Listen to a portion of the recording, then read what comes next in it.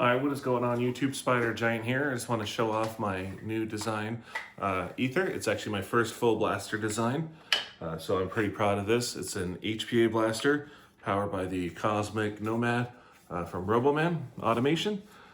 So you can see it right there. I wanted you to be able to see that. I took some design elements that I've seen just through various blasters I liked over the years.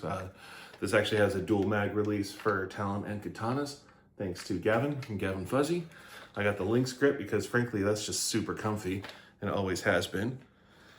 Nutty designed this turnaround that I actually built this blaster around. So what happens is you have your airline, which then goes into the solenoid and runs the line over to the nomad. The nomad will also pressurize the pneumatic cylinder, so it fires with the pull of the trigger. I did not use any electronics in here because I wanted semi-auto, so I didn't want to complicate this anymore. I would like to eventually do a redesign with just a valve instead of the solenoid. Right now there is a battery, a LiPo battery in the stock. Links are in the bill of materials. That will be in the release as well, but this fits in here perfectly, just a 3S LiPo. I've got a red cowl collet on here to help hold the barrel in. It also has the two O-rings, like if you built a Lynx, which do even nerf if you haven't built a Lynx. But there's two O-rings in the turnaround that also hold the barrel in. So I can quickly take this longer barrel off, put a shorter barrel. I can actually put a solo, the Dart Zone solo barrel in here with a scar, and it peeks out just a little bit, so I can actually do that. So I tried to use mostly the same size screws throughout.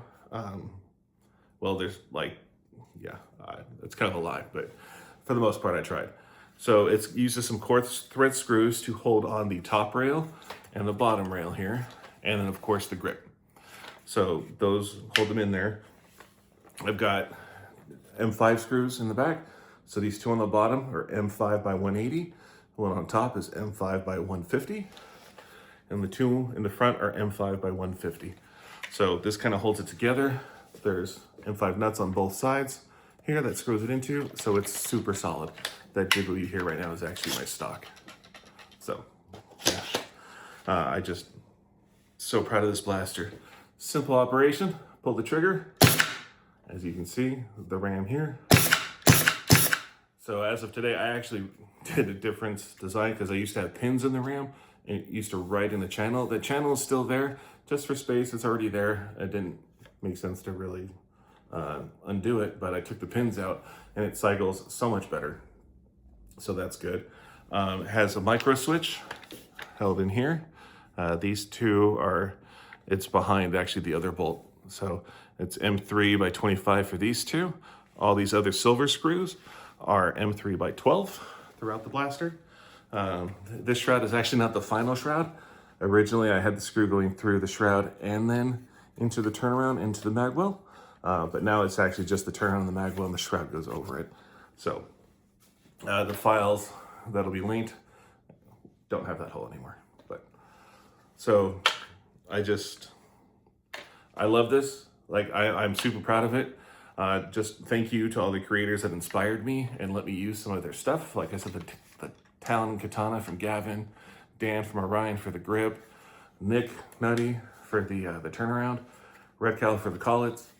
Also shout out to Jacob Deathtree for just answering my questions because he's far more familiar with this than I am. And also Goop, Michael Matter Hackers, Filaments and Links in bio, because he supported me, you know?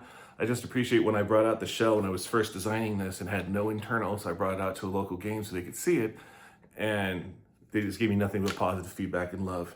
And that actually meant a lot to me and kind of helped me keep going with it. So I really do appreciate it, as dumb as that might sound. But yeah, simple operation. Obviously, it takes all mags, talon, katana. Everything gravity drops except for unicorn mags. Those do not. So, but katana mag, probably shouldn't have pulled the trigger while I did that, but my bad. But then you can see, like I said, you can see the ram doing going. I did not put a charging handle on here because I tried, and frankly, I just didn't like it. It was bugging me. I didn't really need it. If you want to have it open, hold the trigger down. Not a big deal. So I actually seem to have a leak there. I'll fix that. But otherwise, load it up, pull the trigger, loads the dart, just like your old BK1S. We'll go ahead and hold the box off camera.